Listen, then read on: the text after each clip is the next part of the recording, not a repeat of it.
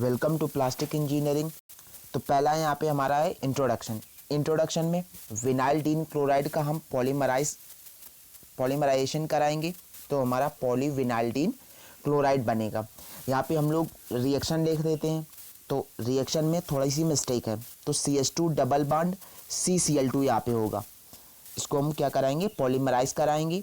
तो CH2 single bond CCl2 की whole power n ये हमारा बनेगा। ये हमारा क्या है, PVDC पॉलीविनाइल डीन क्लोराइड।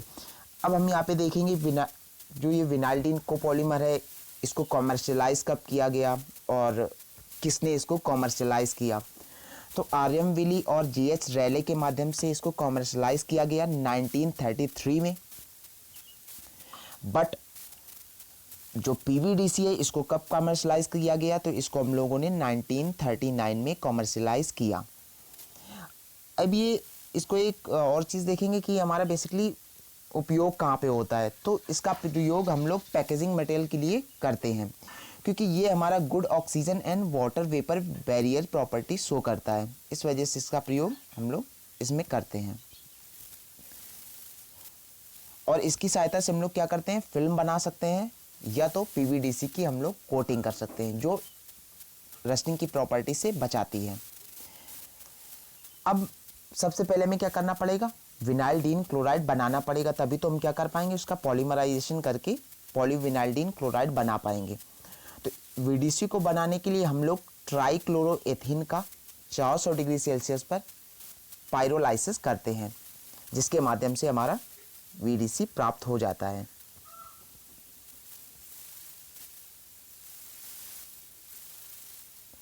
अब यहाँ पे है पॉलीमराइजेशन कि हम VDC को कौन कौन सी टेक्निक से पॉलीमराइज करें जिससे हमारा पॉलीविनाइल डीन क्लोराइड बने। तो विनाइल डीन क्लोराइड को हम लोग बल्क, इमल्शन, सस्पेंशन, इन सारी टेक्निक से हम लोग क्या कर सकते हैं, पॉलीविनाइल डीन क्लोराइड प्राप्त कर सकते हैं। लेकिन जो हमारे पास सस्पेंशन टेक्निक होती है वो मोस्टली कॉमन होती है ज़्यादातर इंडस्ट्री में, मतलब 90% तक उपयोग हम लोग सस्पेंशन पॉलीमराइजेशन करते हैं। तो अभी यहाँ पे देखेंगे हम लोग सस्पेंशन पॉलीमराइजेशन में हम लोग कौन कौन से इंस्ट्रूमेंट लेते हैं। तो यहाँ पे एक हम लोग ग्लास लाइन रिएक्टर लेते हैं और इसमें हमारे पास एक वाटर जैकेट लगी होती है जो टेम्परेचर कंट्रोल का काम करती है। इस वाले प्रोसेस में हम लोग कौन कौन से केमिकल्स बेसिकली लेते हैं। तो इस वाले प्रोसेस में पहले तो हमारा मोनोमर हम लोग ही लेंगे, विनाइल डीन क्लोराइड। दूसरा हम लोग का मेथिल सेलुलोज लेंगे और फ्री रेडियल इनिशिएटर ले लेंगे लाइक बेंजोइल पेरोक्साइड, और यहाँ पे वाटर भी लेंगे। तो हम लोग ये सस्पेंशन पॉलीमराइजेशन वाला यूज़ कर रहे हैं और इसको हम लोग एक रिएक्टर में क्या करेंगे, भरेंगे और सील पैक करके इसको हीट करेंगे। हीट करने के बाद पॉलीमर का हमारे पास प्रेसिपिटेट आएगा जो एक क्रिस्टलाइन के फॉर्म में होगा या छोटे छोटे पार्टिकल के फॉर्म में होगा, और ये कैसा होगा, पोरस स्ट्रक्चर और हार्ड शेप में होगा, जो हमारा विनाइल डीन क्लोराइड कहलाएगा।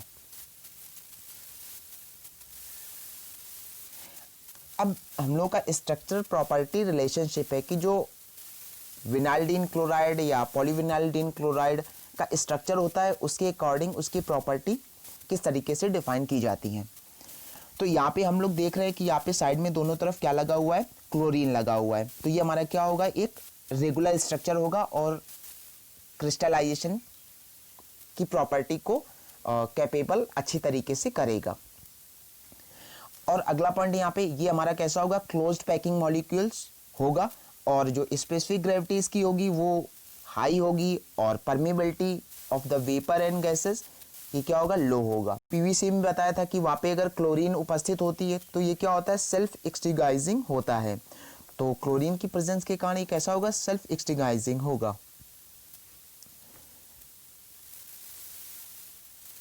फिर अगला पॉइंट यहाँ पे लिखा हुआ है, copolymerisation with vinyl chloride will reduce regularity and increase molecular flexibility.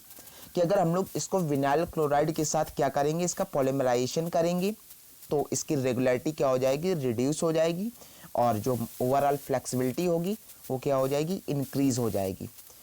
और विनाइल क्लोराइड और विनाइल डीन क्लोराइड ये हमारे पास क्या है, कोपॉलीमर है जो सेल्फ एक्सटिंग्विशिंग नेचर दिखाते हैं। अब हम लोग देखेंगे कि इसकी जो जनरल प्रॉपर्टीज़ होती हैं वो कौन कौन सी होती हैं। तो यहाँ पे mechanical properties vinylidene chloride several terms पर डिपेंड करता है, जैसे मोनोमर्स का टाइप से यहाँ पे कौन सा है, उसकी डिग्री ऑफ क्रिस्टलिनिटी कितनी है, या उसका ओरिएंटेशन कितना है, किस तरीके से वो ओरिएंटेड है। और अगला इसमें प्लास्टिसाइजर का लेवल कितना ज़्यादा मिलाया गया है, 2 है या 3 है या 4, कितने % यहाँ पे प्लास्टिसाइजर मिलाया गया है। ये सारी बातें हमारे पास डिपेंड करती हैं उसकी ओवरऑल प्रॉपर्टी को इम्प्रूव करने के लिए।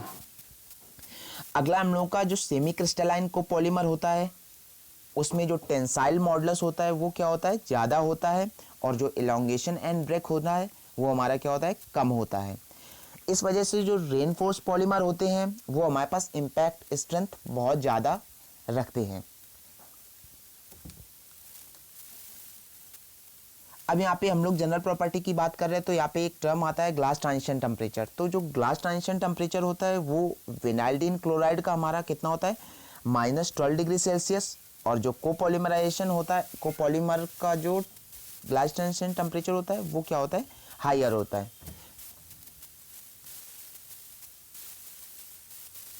कुछ यहाँ पे और जनरल प्रॉपर्टीज़ हैं जिससे हम लोग बात करते हैं कि इसकी मेल्टिंग पॉइंट कितना होता है विनाइल्डीन क्लोराइड का, 200 डिग्री सेल्सियस होता है, और जो कोपॉलीमर की रेंज वेरी करती है वो भी हमारी 130 से 180 डिग्री सेल्सियस तक वेरी करती है।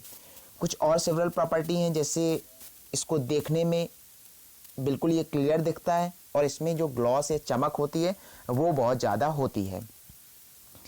अगला resistance to solvent and chemicals. ये जो डिफरेंट टाइप के हम लोग सॉल्वेंट डालते हैं या केमिकल्स के साथ अगर इसको ऐड कराएं तो ये क्या करता है, रेजिस्ट करता है, मतलब अपनी प्रॉपर्टी को क्या करता है, स्टेबल रखने का काम करता है।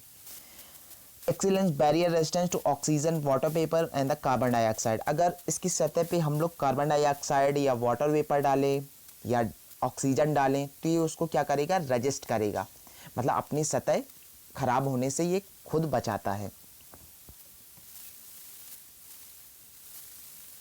अब अगला हम लोगों का प्रोसेसिंग कंडीशन, कि अगर हम लोगों की विनाइल्डीन क्लोराइड बनाना है या पॉलीविनाइल्डीन क्लोराइड बनाना है तो इसमें कौन कौन से टर्म्स यूज होंगे। तो पहला यहाँ पे vinylidene chloride copolymer are thermally sensitive.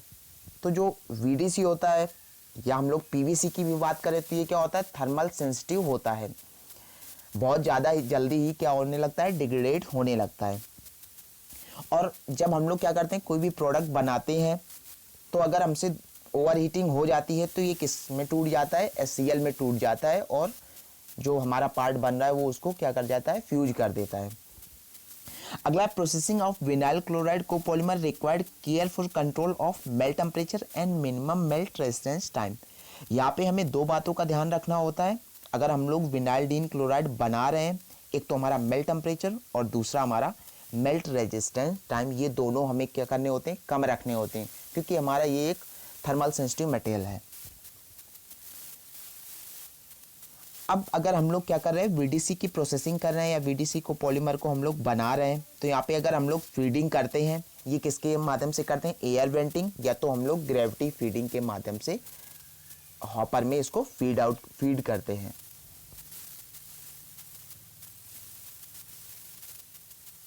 अब हम लोग का एप्लीकेशन ऑफ पीवीडीसी। पीवीडीसी का प्रयोग हम लोग किस टाइप के प्रोडक्ट बनाने के लिए हम लोग करते हैं, तो जैसे हमारा एक्सट्रूजन पाइप है या डिफरेंट टाइप की फिटिंग है, या केमिकल प्लांट के अंदर हमें पाइप बनाने हैं, तो वहाँ पे हम लोग पीवीडीसी का यूज़ करते हैं, क्योंकि ये हमारा कैसा नेचर दिखाता है, केमिकल रेजिस्टेंस नेचर दिखाता है अकॉर्डिंग टू ऑक्सीजन या different type of gases.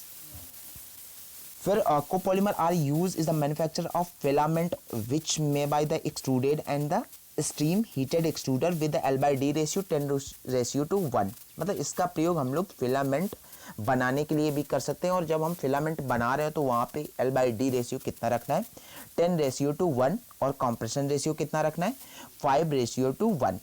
Different type के प्रोडक्ट जैसे चेयर फैब्रिक या का डेकोरेटिव रेडियो ग्रिल या और ब्रशेस, क्योंकि हम लोग फिलामेंट का उपयोग ब्रशेस बनाने में कर सकते हैं। अगला हम लोग का बायोएक्सियली फिल्म। बायोएक्सियली फिल्म का उपयोग कहाँ पे करते हैं, तो बेसिकली पैकेजिंग मटेरियल में उपयोग करते हैं। लाइक अगर हमें तो उसकी टफनेस अच्छी दिखानी हो रखनी हो या क्लैरिटी अच्छी दिखानी हो, लाइक वाटर और गैस परमेबल भी रखना हो, तब हम ये वाला PVDC उपयोग करते हैं।